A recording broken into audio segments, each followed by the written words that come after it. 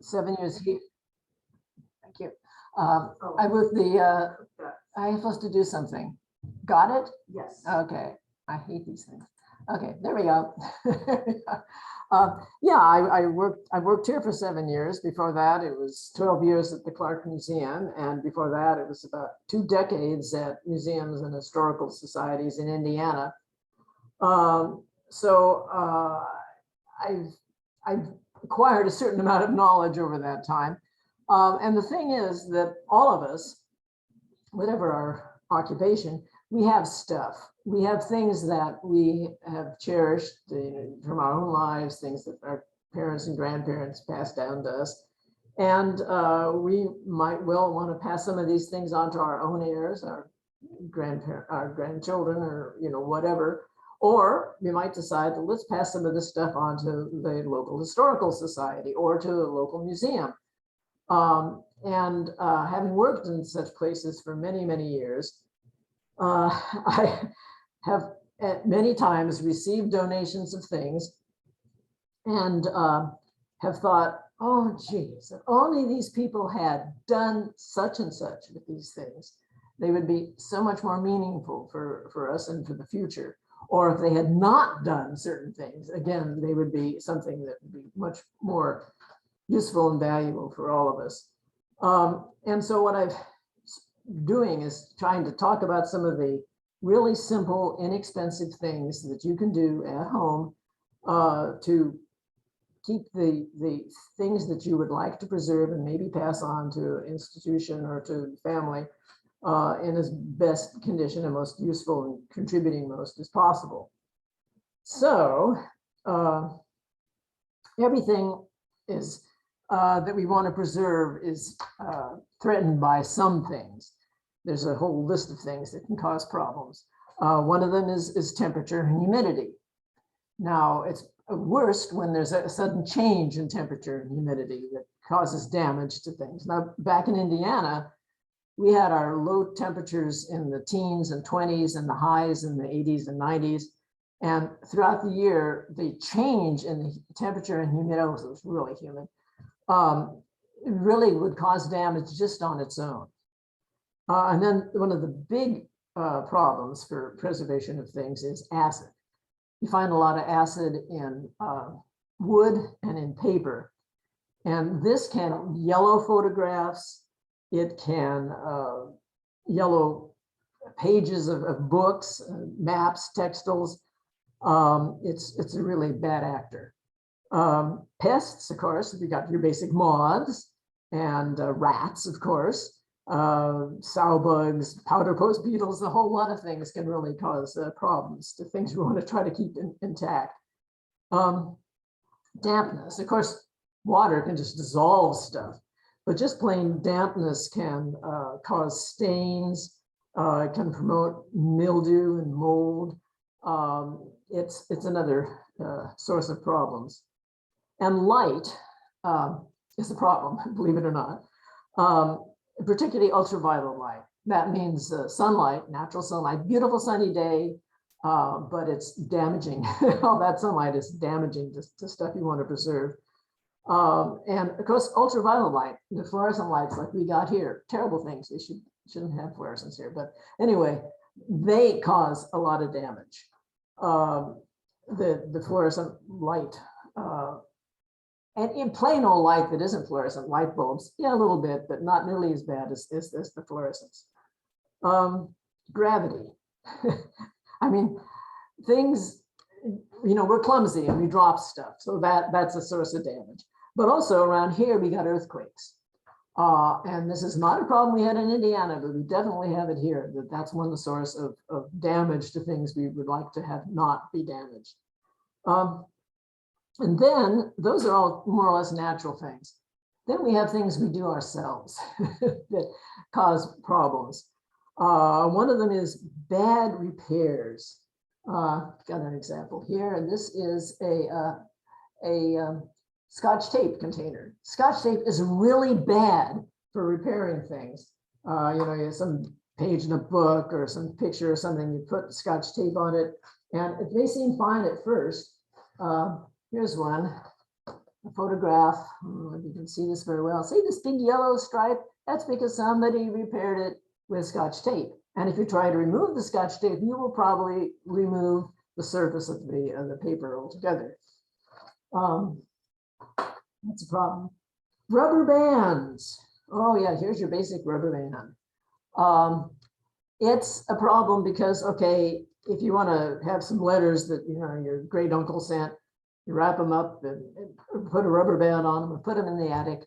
Well, after a few years of being in the attic, the heat in the attic is going to melt the rubber band and leave awful little marks, like if you can see on this, but this letter here has got bits of rubber band attached to it permanently. And if you again try to peel it off, it takes the printing that's underneath it away.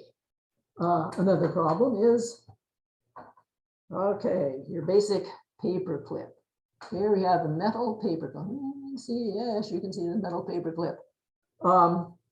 This one is in good shape, but after a while, they may rust and they'll leave little rusty marks on whatever you're trying to clip together. The plastic covered paper clips, like this little guy, they're a little better because it's not the metal directly on the object, but they also leave dents. These big plastic paper clips, they're a little better yet. Staples are really bad because they rust and they also scratch you when you're trying to deal with stuff. So those are problems we bring on ourselves. Another one is glue. Really strong super glue, bad stuff. When I talk about repairing things, if you're going to be repairing stuff, I really prefer you go with something like your basic Elmer's glue, really simple stuff, because the super strong stuff will end up, if you repair something with the super strong stuff and the object that you are repairing is under pressure again, you'll just get a new break. The old break won't open up because nothing will ever get rid of that glue that you put on. Elmer's is weak enough that if your object is under pressure again, the old break will open up, and so you're not in quite as bad a shape as you were. Okay, those are some of the problems we face. Now, I want to go talk about certain categories of things we're trying to preserve. One would be textiles and furs. One of the problems these guys face is dust. Not just because it makes it look kind of, gray and unimpressive, but because dust is made up of little tiny filaments of stuff, and they've got sharp edges. And over time, these sharp edges will begin to tear at whatever it is that's got dust over it. And particularly if it's fabrics, will start tearing it. Just the dust itself will tear the fabrics. So what you want to do is, if you've got, say, clothing you're trying to preserve in the closet, you might want to cover it with some sort of sheet to keep the dust off. However, do not put it in plastic garment bags or those things from the cleaners, because the plastic has got all kinds of nasty chemicals in it, and it is likely to deteriorate what you're trying to preserve. The same, also the plastic bag will contain the moisture, so that it will increase the chances of mildew developing under the plastic bag, and with all the nasty smell that comes with it. So it's just don't use plastic in connection with your clothing. Also, problem with plastic bags is they melt when they get hot. Now, if your whole house burns down, that's one thing, but suppose you have a fire in the room next to the room where you've got stuff in a plastic bag, and you put the fire out, that's great. But the heat that was in that fire could have melted the plastic bag so that it's all gooey all over what you were trying to preserve, and you'll never get it off. So plastic bags, really bad idea. You want to cover it with something that is acid-free. And I keep talking about acid-free materials. You can get that sort of thing at most unbleached linen is one thing, but you can get acid-free materials at a lot of local fabric stores or art supply stores. So it's not that esoteric. You can get these things and do it yourself fairly inexpensively at home. Let's see. Okay. Don't use mothballs because for one thing, there are chemicals in mothballs that you don't want be affecting the clothes that you're trying to preserve. And what's more, mothballs stink.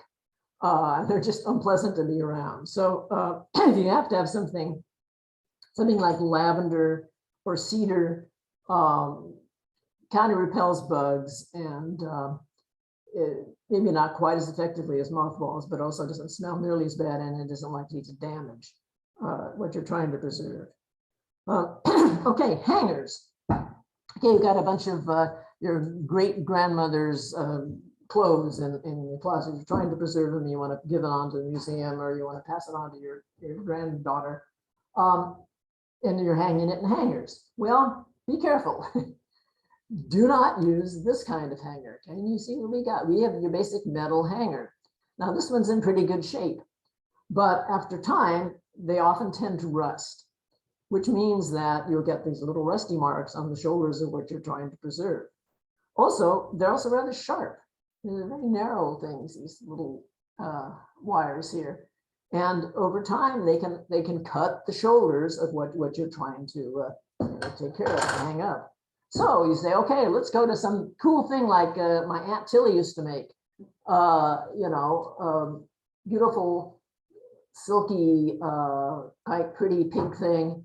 No, this has got acid in it. You don't want to use this. Pretty as it is, you don't want to use these. And the same goes for something like this. Some clever person made this all themselves, and it looks kind of interesting, but it's got all these little bumps, which are going to leave little bumps in the shoulder. And what's more, it's got acid in it, so you don't want to use that either. What you want to use, if you're hanging things up, is something like this. Okay, this is nicely made by a better seamstress than I am, but you can do them easily at home. It's got fiber fill heading it out, so it's not a narrow little sharp thing like the metal hanger. And this is an acid-free material over it, which again, I say you can get at Joann Fabrics or any other fabric store. And a lot of museums, because they take up a little more room in the closet, but this is the best way if you're going to hang things. However, you might not necessarily want to hang things. Some things are really too delicate to hang. So you might want to put them in a box. Not any box. Okay. You don't want to use your basic cardboard box that you get at the grocery store. You want to use something like this, which is an archival box that we've got bunches of here at the Historical Society. We keep things in, papers and stuff. But again, this is acid-free material. It's meant for archival preservation. And again, you can get these things at a lot of art supply stores. And if you're kind of wondering about where to get all this fancy sounding stuff, there are companies that make this. That's what they make the living on, is selling archival things. Here's one company which we use at the Historical Society. Here's another one. You can look it up online, archival materials. You can get things like the acid-free boxes, acid-free tissue paper, all that sort of stuff, and acid-free sleeves like this for photographs. So, okay, you're putting something in a box instead of hanging it up. If you fold it, you want to not have it a really tight fold. You want to pad the fold with something like the acid-free paper here. And then every so often you might want to take it out and refold it so that it's not always the same little fold line. The same would go for rugs or quilts or something like that. If you want to put them in a box, fine, or maybe you can roll them, roll them and hang them up on a rack or something like that. But every so often, take it out and re-roll it so that the one side isn't always stretched out and one side isn't all scrunched together. and it doesn't always have the same fold marks. That just makes it more likely to be able to last longer. Okay, cleaning things like textiles and furs. Basically, don't. These things can be very fragile, and if you're not careful with cleaning, you can do more damage than good. If you're going to be using water to clean something, it's just too nasty, you feel you've got to clean it a little bit, make sure it's cool water. Use only very mild soap if you're going to use it at all. And always test a part of it beforehand to make sure that the color is fast. Because if it starts, you find a little corner that isn't very visible and dab some water on it, and then dab a tissue on it and say, oh, is the color coming off? If it's not coming off, then maybe you might want to do a little really gentle washing. But be real careful about that. My big thing is, do not send to a dry cleaner. Because at dry cleaners, they use all these chemical things, which can dissolve a lot of more delicate fabrics. One of the museum I worked at in Indiana, nice lady wanted to donate a beautiful sort of 19-teens beaded dress that her grandmother had owned. Gorgeous thing. But she wanted it to be in beautiful shape when it came to the museum. So she sent it to a dry cleaner first. And all we got back was a box of beads, because the chemicals at the dry cleaner had totally dissolved the fabric, and there's nothing but a few threads and a whole bunch of beads. And it was a really, really great pity. So just be careful in terms of preservation. And if it's just the clothes you're going to wear, the next dinner party, fine. But if it's something you want to preserve and pass on, nah, not the dry cleaners. Okay, repairing, pretty much the same. Don't, unless you really know what you're doing. If you're a pretty good seamstress, or seamster, I guess, you can, try repairing stuff. Maybe fairly simple. If you do that, make sure that you're using thread that's the same material as the object that you're repairing and the same color. Generally, it's better to not, but if you think you can do it, go for it. Furs, that's another special category. Furs are a little bit of a problem because they can get bugs in them, and also they more likely to lend themselves to mold and nasty smells and stuff. What you can do with furs is go outside, because you don't want to be breathing this stuff, and brush it lightly with a paintbrush or something, or vacuum it with a regular vacuum, but on a really low setting, and then maybe put a screen over the nozzle so that you're not sucking bits of the fur into the vacuum. The thing that I like to do most with furs is put them in a freezer. Put them in the freezer for about 2 or 3 weeks, and that will likely kill a lot of the mold and hopefully the bugs too. Take it out. You make sure it's kind of in a plastic bag or something, so that the icy stuff in the freezer doesn't get it wet. Take it out and see if it smells better. Shake it out, see if any little bugs fall out. But freezer treatment is a pretty good way to deal with mold and not just fur and clothing, but also with papers and stuff. Oh my. Okay, here's my favorite one. Photographs. Okay. We have got a lot of photographs at the Humboldt County Historical Society. A whole room devoted to them, and boxes upstairs in our family room and in our organization room and such. Schools room, wartime room. We got lots and lots of photographs. I beg of you, if you're going to pass photographs on to your grandkids or to a museum or historical society, please, if you possibly can, identify what the picture is on the back in pencil. Use pencil because pen will kind of bleed through to the picture side. Identify who it is, and if possible, where it is, what's happening, The more detail, the better. Because, you know, you may know Aunt Carlotta, my Aunt Carlotta. Okay, Aunt Tot. I know Aunt Tot. And I realized I got some pictures that are in my collection that say Tot. And if I pass this on to my grandkids, they won't have a clue who Tot is. So I'd want to say, you know, Tot Carlotta Fleming, and she was born this and so, and she did such and such. We have at the Historical Society, I regret to say, 10, it's going on 11, full boxes, I mean, talking big boxes of unidentified photographs. We think they're local.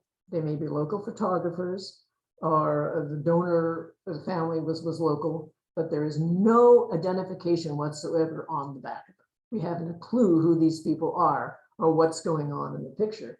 I could bring the 10 boxes out here. But this is an example. Okay, we got this one. If you can see these nice people. Okay, this actually does have an identification on it. On the front, unfortunately, but it's okay. And it's in pen, but it says, Joe and I at home. First of all, the grammar's wrong, but that's, you know, not the big problem. The problem is I don't know who Joe is, and I have no idea who I is. And we're not even sure where home is. It's somewhere out in the woods somewhere. And it's not a particularly useful photograph for the Historical Society because we don't know where or who. Here's another one. Okay, these people, we know it's local because this is a local photographer.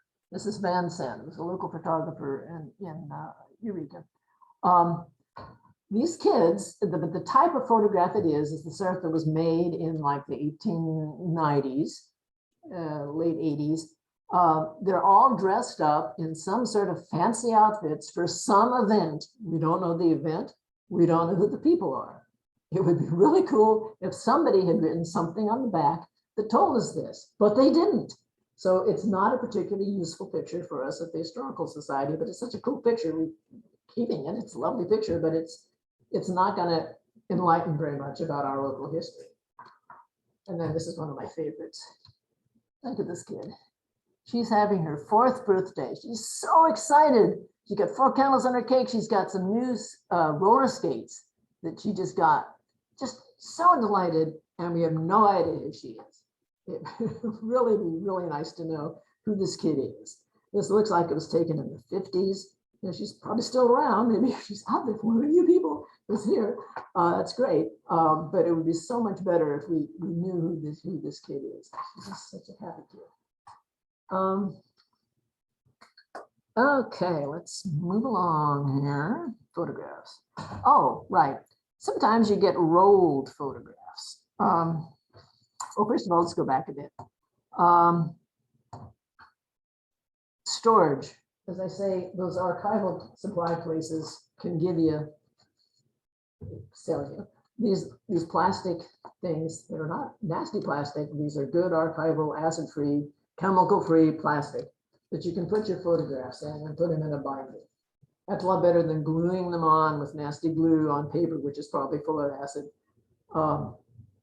And to say these are very easy to obtain. Rolled photographs. Sometimes you get photographs that have been rolled or other rolled objects like this thing, poor thing. It was repaired by Scotch tape, leaving all these nasty bits. And it's really tightly rolled. If you try to unroll it, it's going to break. There's no question that it'll break. So we don't quite know what this is yet because we haven't dared to unroll it. But there is a way to deal with it. You can rolled out objects you can humidify, and then that sort of relaxes them, and you can kind of slowly unroll them and then put weights on them, and then they become more or less flat. You can store them flat in an acid-free box or whatever you've got.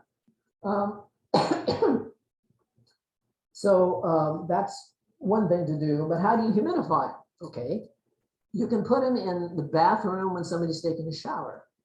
And just the dampness in the shower and the air will allow the thing to sort of relax, get a little comfortable, and slightly unroll so that you can stretch it out. Or you can do your own little, make your own little humidifier, which is really cool and really simple to do. You take a garbage can, you know, a waste basket, really more or less like that. And you put your rolled object in there, or a whole bunch of them, the whole lot of them at one time. We've got a lot of maps here at the Historical Society that we've got a project where we need to do that, so we can see what we've actually got without breaking them. So you got a bunch of these rolled things. Put this in there too. Okay, so we've got a bunch of them there. And then you put this in a big garbage can that has a lid. Okay, so now it's inside the garbage can with a lid. You take the lid off, you pour into the garbage can, but not into this, but into the garbage can that it's sitting in, a lot of hot water, really hot water, so that there's steam coming off of it. Then you put the lid on, you leave it for a few hours, and the humidity that's caught in there will start relaxing the rolled up stuff so that you can stretch them out. And you may have to do it 2 or 3 times. Some of these things like this one is really old and cracked, and it'll take several efforts humidifying to make that relax them. But it's worth it, because when things are rolled up like that, you don't dare unroll them without breaking them. And if you can't unroll them, you can't see what it is. So it's kind of not terribly useful. Okay, I think I've waxed on about photographs a lot, but okay, books and paper. Okay, repairing them, it's better not to, once again, unless you really, really know what you're doing. It's better to take it to a professional bookbinder, and we do have them here. Let's see, I've got an example of a book. Let's see here. Really nice book, Wildflowers of California. Really pretty book. 1904. But it's not in great shape. It's got a little problem here where you can see terribly well, but see, it's kind of coming apart. The binding is coming loose here. And there are a few pages that are kind of loose that are falling out. There, this is here. Okay, you can try to do it with glue and Scotch tape, but please don't. As I say, take it to a professional bookbinder if that's, you know, you want to preserve it in this best possible shape. You know, maybe you just want to have it there on the bookshelf, and that's fine. But if you want to pass it on and have other people really appreciate it in its fullness, have a professional help you with that. Okay. You'll want to, again, if you're using, you want to use archival materials, archival paper, archival glue. Do not use Scotch tape again. Cleaning, if there's some smudges on the page of documents or papers or books or whatever, your basic art gum eraser, I seem to have lost, oh, here it is, your basic art gum eraser. These things are pretty mild. And you can use it to, you know, just erase the little smudges and make it look less pretty. But be careful, check on a little inconspicuous corner that you're not also erasing the ink or whatever it is that's on the paper, because it may be, even an art gum eraser may cause a little damage. So you may just have to put up with it looking a little gray and dirty. Storage of these things, books, papers, all that sort of stuff. Again, stay out of the direct sunlight. Oh, and one thing about books. Okay, here's a book. It's in a bookshelf with a bunch of other books next to it. When you pull it out, do not grab it like this on the top here. You can see what's going on here. I reached up, I grabbed it here, and I start pulling it out of the bookshelf. Don't do that, because that will, over time, if it's a book you refer to a lot, start tearing this out. The easiest way to get a book out of a bookshelf is to just grab it like this. Pull the whole thing out this way so you're not stressing the binding. Just a simple little pointer. Okay. Again, don't store where the sunlight's going to hit it. Don't store in a damp area. air circulation is best. If you got a lot of books crammed together, they're not getting as much air circulation as if they're, you know, the shelves are a little looser. Mold and mildew. Oh yeah, we got a lot of that problem with books. Again, you can brush off with a brush out in the open air, so you're not breathing this stuff. And if they smell, you know, one thing you can do, another really simple thing, you probably got around the house, baking soda. You just sprinkle things with baking soda, and it will take away some of the nasty smell of mildew and such. Of course, then brush it off after a while. But that's one way to, it's really cheap. It's really probably in your kitchen already. And it will really help. Also, of course, the freezer treatment is good for books and papers. Put them in the freezer for a few weeks and then take them out, and that will kill much of the mold and mildew and any little bugs that may have gotten in there, unless they're really, really tough bugs. Let's see. And again, archival sleeves for storing papers and documents and stuff like this. This is the best thing to do, rather than manila envelopes that are not acid-free or any other thing that you may end up having around the house to use. Oh, and if you're framing things, again, acid-free stuff, use acid-free cardboard, not just your regular cardboard, you know, that you can just get in packing. Okay, china and glass. Have I gotten covered all that? Books and stuff, yeah. China and glass. Those things are less troubled by light or acid than a lot of the other things we've been talking about. The big problem with them is breakage. Sorry. Okay, we got an object here. This is not an ancient antique. It's something we have in the kitchen here at the Historical Society. But what you want to do if you're handling something that you're concerned about preserving, holding it high enough, is you don't want to grab it by the knob here, because the knobs are usually often glued on afterwards or put on afterwards by the ceramicist.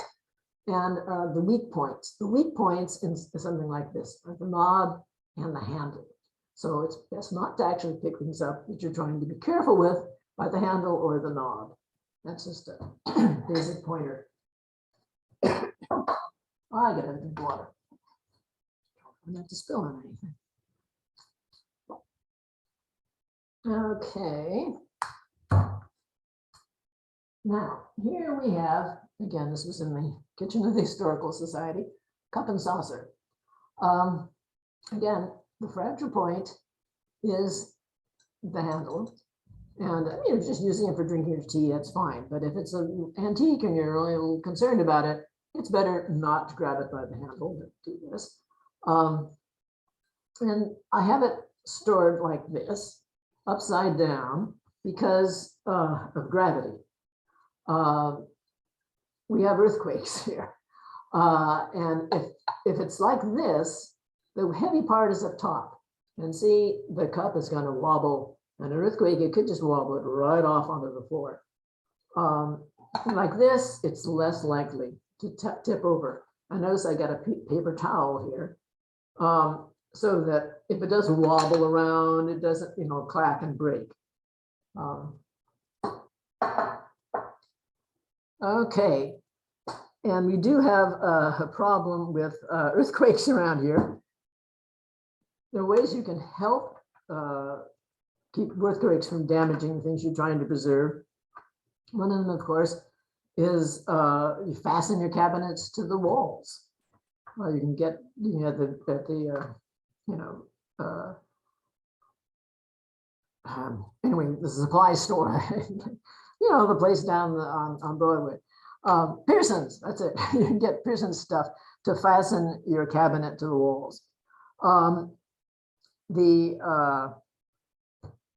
Also, you want to put latches on the doors of the cupboards, just so that if the things start shaking around, everything doesn't fall out. And then lips on the shelves that you've got your china and glass displayed on. One thing you can use is something called earthquake wax, or in this case, I have a jar of what's called museum wax. It's gooey stuff that you can put on the bottom of breakable things that are on a shelf, which will prevent them from falling over. And it's not too damaging. I don't think I haven't noticed a problem with the earthquake wax and museum wax. Let's see. That cleaning these things again carefully. Mild soap and water. Don't scrub too hard. Windex works for glass or that sort of thing. But again, with care. And repairs. Again, it's the same question. Reversibility. You don't want to use a super strong, ultra powerful glue to repair a broken vase or something like that. Use your basic Elmer's glue or the equivalent. Because again, you want it to look not so broken, so that will put it back together. But again, if things are under stress, you don't want the old break to be the strongest part of your object. You want the old break to open up again rather than causing a new break to occur somewhere else in the thing. All right. Oh, blah, blah, blah. Paintings. Okay. We've got a lot of paintings on the wall here. You probably have them in your home. Got a lot of them in my home. Just make sure that you don't hang them somewhere that the sunlight hits them directly. Because again, ultraviolet light in natural sunlight will damage the paints over time, particularly watercolors. Watercolors are very sensitive to that.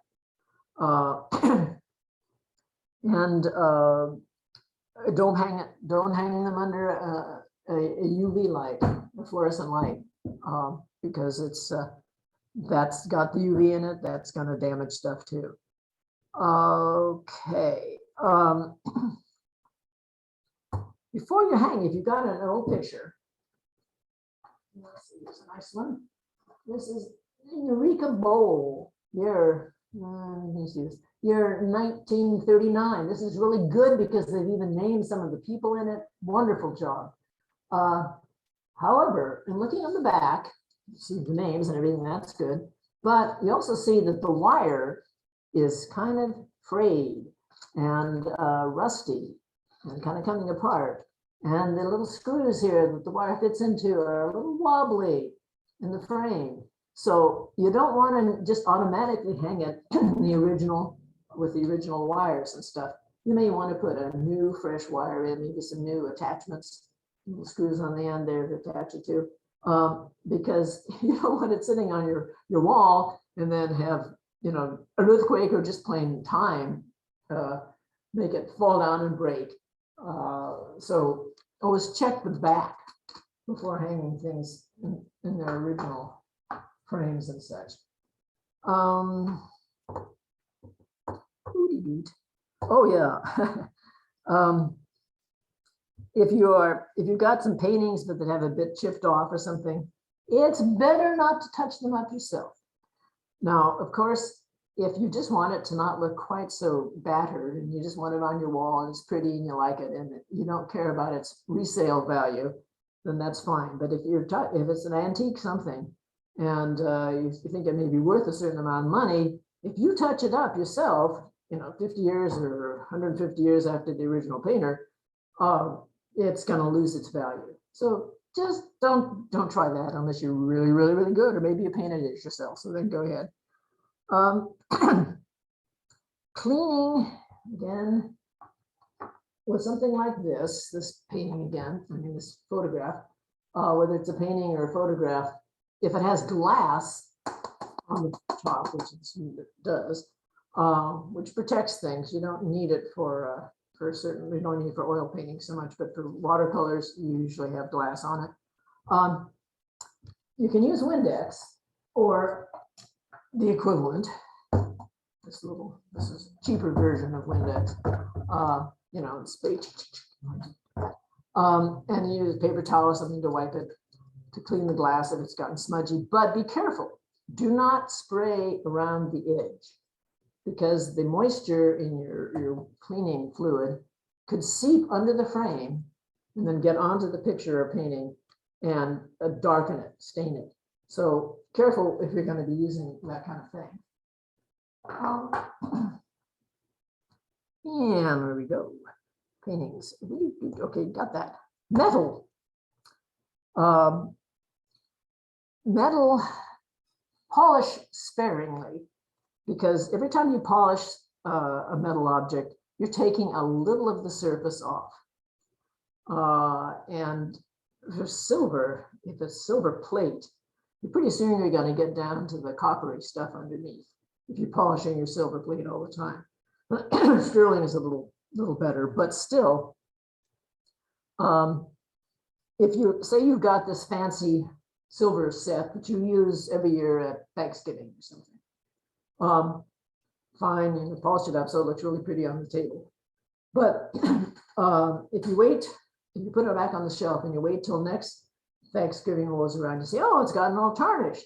Okay, well, I got to polish it again. And then every year you polish it again and you're wearing more and more of the surface away. What you can do between Thanksgiving and Thanksgiving is wrap the silver items in something like saran wrap, something that will keep the air out, because it's the air that's going to tarnish your silver. Now, there are other metals that have their own problems. Iron and brass and copper, they don't like air a lot either, but what they really don't like is dampness.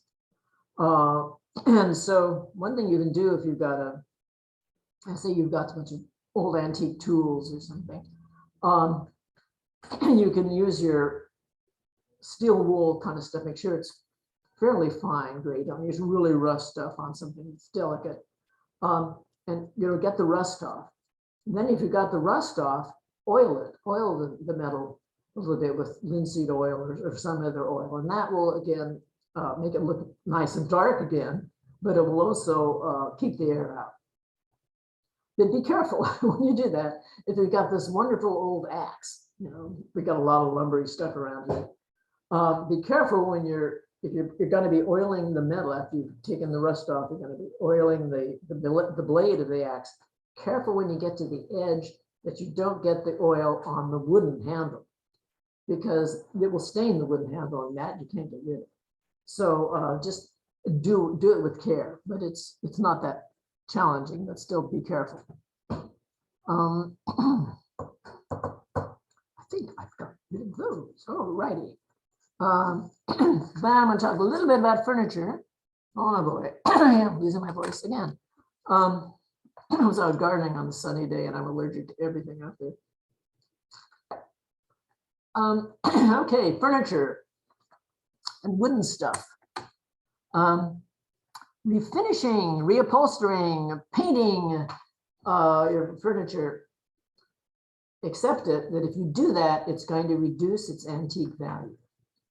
But if you don't care about that, if you just want it to look nice and be comfortable and you can sit on it, whatever, then go ahead and do whatever reupholstering or whatever that you want to do.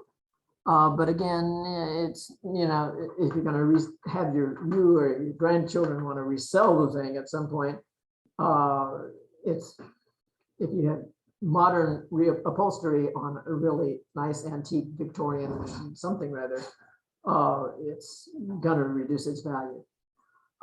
Sort of a compromise is you can use something like Old English here or equivalent stuff to cover the scratches. It won't make them go away, but it will hide the paleness of a scratch and make it look less beat up. And it soaks in, and it is reversible, or not reversible, but it fades away in time. So it's not going to do any major damage and reduce its value, but make it look a little nicer. Okay. Oh, repairing breaks, it's the same thing about the glue. Don't use the real heavy stuff. Use the equivalent to Elmer's. because again, you don't want the old brakes to be so strong that new brakes are continually forming. Okay. Suppose you got something, wooden something, maybe a tool or whatever, and you think there may be bugs in it, little holes. Now, of course, the holes could have been made decades ago, and there are no bugs there now, but you don't know for sure. Well, one thing you can do is just keep it in a plastic bag for a few weeks and shake it every so often and see if little bugs fall out, or see if there's more sawdust coming out, which means it's still got bugs in it. And so what you can do again is put it in the freezer, which should, some bugs are pretty tough, but it should get rid of most of your bug infestation. However, if you've got something that has got a whole lot of bugs in it and it's really stinky and there's mildew and stuff, you might just have to give up on it and throw it away, because bugs can climb from one tool to another tool if you're keeping them all together in one place. So you don't want to infest everything if something is really badly taken over by bugs. Leather is much the same as the clothing question. Damp and mildew is the big problem there. And nasty smell. Freezer treatment is good. And again, store away from places where it's likely to get wet, and from ultraviolet light or direct heat, right by the furnace outlet. Leather doesn't like that at all. You got plastic and Bakelite. Now, those Bakelite, the early plastics in particular, are pretty sensitive. And mild soap and water, gentle scrubbing is probably the best way to deal with problems if you want to clean them up. Do not store a bunch of cool old Bakelite buttons in something like this little plastic jar, which had ice cream or something. I don't know what it is, but anyway, just a basic plastic jar. Put a bunch of valuable Bakelite early cellular buttons in here, and the plastic in the jar is going to affect them badly. So if you want to put it in a jar, glass is going to be much better. Okay, and if you know what composition is, this is sort of a paper mache stuff that they used in the 1920s and 30s into the 40s, particularly for making dolls. So you got this cool 1930s big composition doll, really charming little thing, but it's a bit smudgy. Don't wash it with water, because composition is basically paper mache and you will dissolve it. So just a little dusting, a little brush is the best way to deal with that. And let's see. Okay, one more category I want to hit, because it's significant locally. We didn't have this so much in Indiana, despite the name, but there weren't a lot of Native American people left there. But here in Northern California, in Humboldt County, we are very fortunate to have a lot of active Native American cultures, tribes, and they make baskets. This is not one of them. I do not have one of their cool baskets. This is just your basic little thing from the Philippines. It had fruit in it or something, a gift. But it's shaped much like a local Native American basket. Okay, these things are really beautiful and they're valuable.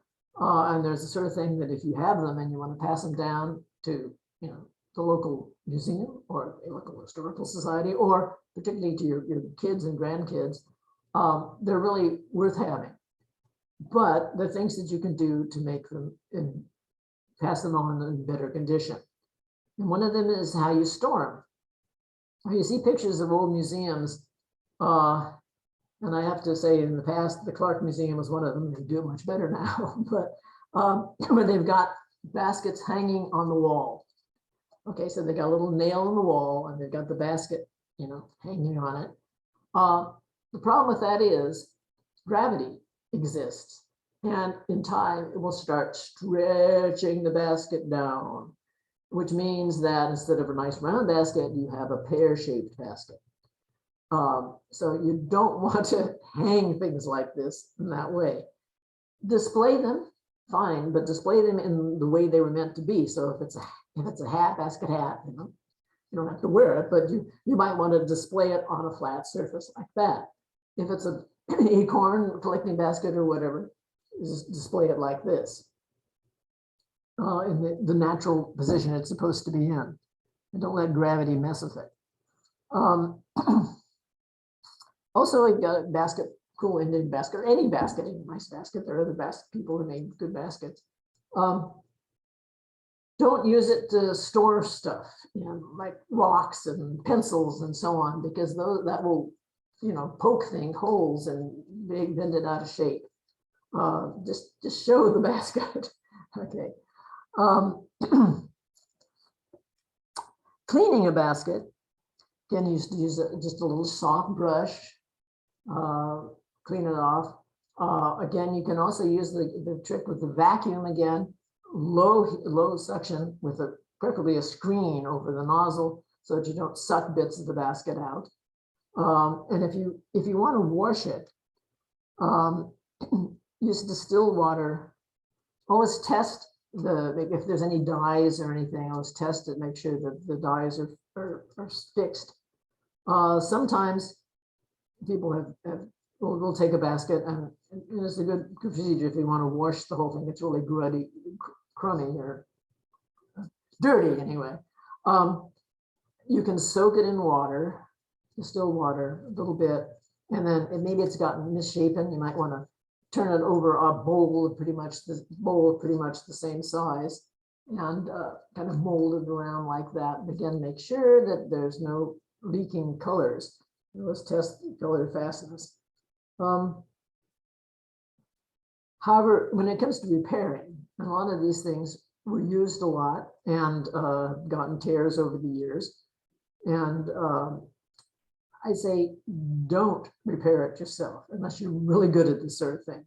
There are a lot of capable people who are basket makers in the area and who are basket repairers, and let them do the repair work. They'll use the right materials, the right original materials, and they'll know what they're doing. It's better than you trying to, using, needle and thread and glue again and that sort of thing. Let somebody who knows what they're doing take care of it, because these things are, not only are they financially valuable, they are beautiful, and they're a part of our heritage. And basically, that's pretty much what I wanted to talk about, but there may be questions out there. I'd be happy to answer them. Yeah, we've got some questions in the chat. Okay, let's go with it. So one is, how exactly do you use baking soda to get rid of musty odor on books? Just sprinkle it, between the pages, and make sure that you shake it out, brush it out afterwards, but that'll help. Cough drop. Another question is, can you freeze oil paintings to kill mold on them? I wouldn't. I'm afraid it might cause the things to flake off, chunks of paint to flake off. Painting preservation is a detailed scientific field, and I wouldn't want to get into anything too elaborate unless you really know what you're doing. Take it to an art museum and see what they recommend. Again, I think brushing will help a little bit. I'm not sure if freezing an oil painting would work. Again, because you might get the surface to flake away. But I'm not an art specialist. You might check with somebody at the Morse Graves or one of the other art museums in the area. Okay, we have someone else who said that they've been cleaning their extensive library by using the brush attachment on their vacuum cleaner to suck off the dust, and then follow up with a soft cotton cloth, and they never use a Swifter. Is that okay, or is there a better way that they should be cleaning it? No, I think that's good. Again, just don't cram your books in too tightly together, and make sure when you pull them out, you pull out the whole book rather than just the top bit. No, but that sounds good. Looks like you're doing the right sort of thing, and I keep them out of the direct sunlight. Okay. Another question is, what about the old tin photographs? How do you help preserve them? Oh, they are tricky. What we do here is we have them in these little archival sleeves. Which I just brought over the edge. But oh, there's one. I'll get it. We put them in these little sleeves, archival sleeves. That there's not supposed to have any chemicals in them that will cause any damage. And also, then you can stack them if you needed to, and they won't scratch each other. They are usually, they don't decay as long as you don't expose them to light, ultraviolet light. I mean, they can be out in the world, but they're not direct ultraviolet light. And they don't get them wet. But the little archival sleeves are probably the best way to go with it. Okay. Someone else had a question. What are some criteria for deciding what is okay to toss from boxes of old family papers and photos? Well, I guess it's a bit of a personal thing. Because if it's your family, maybe something may be of interest and important to you, that if you then give it on to a historical society, they will not find a general historic interest, but they might be to you.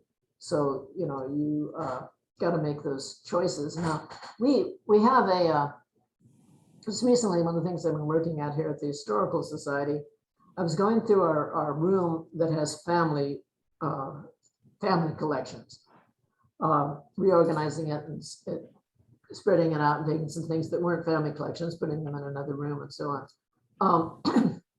And some of these things that were listed as family collections, it turns out were not really about the family. When I started going through them, it was something that somebody in the family had collected, but had nothing particularly to do with the family. So then some of these things we have put in the rest of our collection because they were relevant to local history. Like somebody in the family cut out a bunch of newspaper articles about some aspect of local history. And if you were interested in that aspect of local history, you would never thought to look in the family room for this, but you would think of looking in our files that have to do with shipwrecks or the lumber industry or an old school building or something. So it's just sort of, the question is just sort of what is the relevance of the material to the person or people that are keeping it.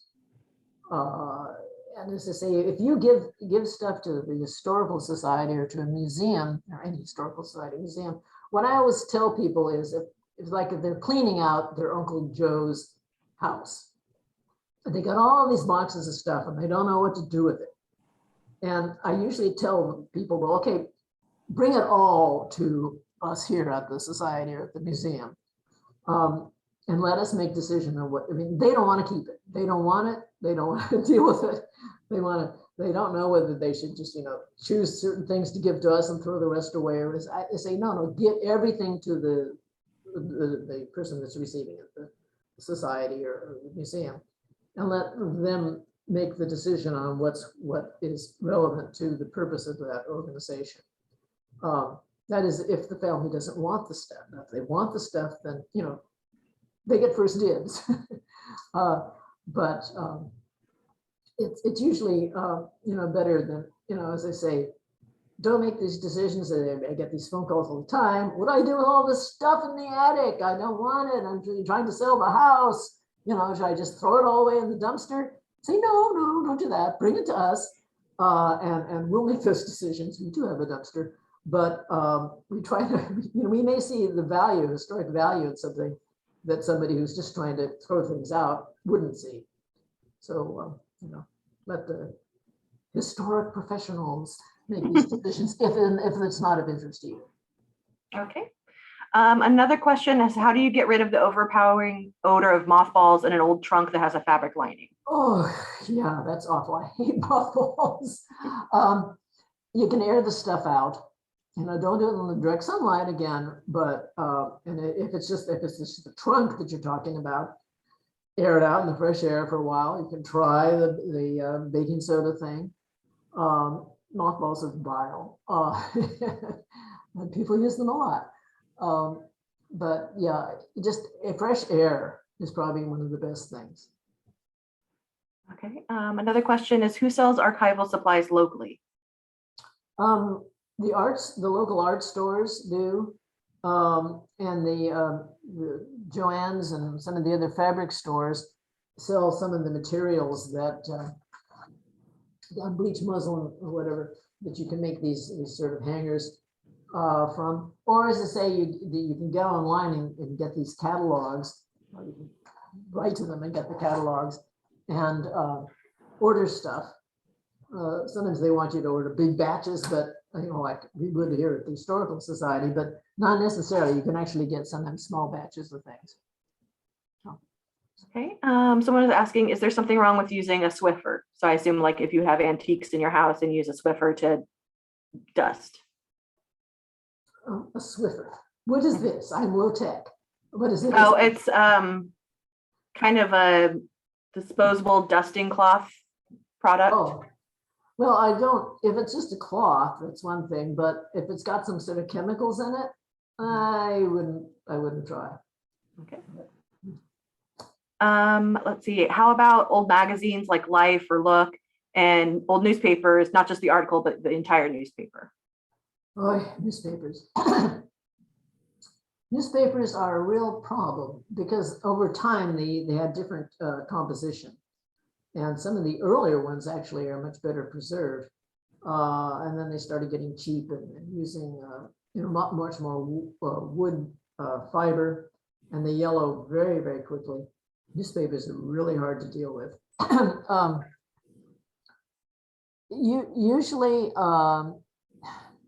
we have a large newspaper collection, and we keep them in archival boxes, and we have archival cardboard between each paper. Or you can, some people frame them, and you can do that and then keep them away from the direct sunlight. Again, they sometimes they get moldy and nasty, and you can try your baking soda, and in that respect, they get very fragile, and they're difficult to work with. We have a large newspaper collection. We're hoping to digitize it because the paper themselves crumble over time. They just go away. And if they're digitized, then the information is there forever. Although the original papers, having it is cool, sometimes you just can't keep them forever. And we get a lot of donations of newspapers, and we welcome that. Certain things more than others, because people have a tendency to save certain things.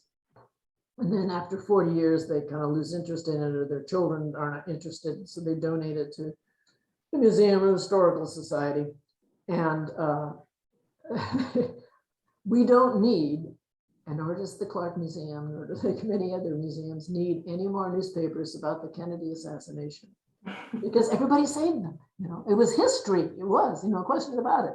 But then they donate them on because what are they going to do with it? Their kids don't care. That's ancient history. They don't care. And so they give it to Historical Society or museums, and we have enough. Thank you. But historic things happen, and you want to preserve them, and sometimes it's in newspaper form. And I'm saying so we're always open to this sort of thing being donated, but some are more eager about than others. Okay, and what about suggestions for old quilts? Quilts, cool. Yes, quilts. Again, if you're storing them, you can roll them. Maybe make a big rack of all your quilts, but make sure that you unroll them every few months and roll them the other way, so that again they don't stretch out on one side and get scrunched on the other. One thing you can do if you want to display them, and this is something that I have done, is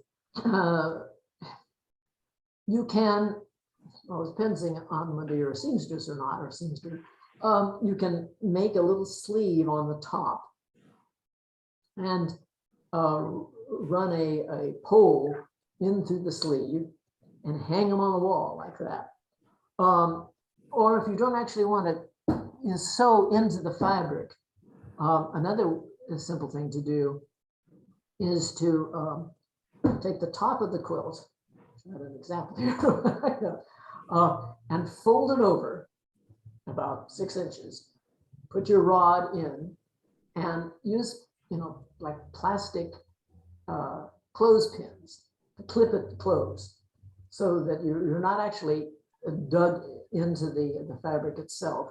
You're not, broken any threads or anything, and you've created a little pocket, a little sleeve for the pole, and then hang it on the wall like that.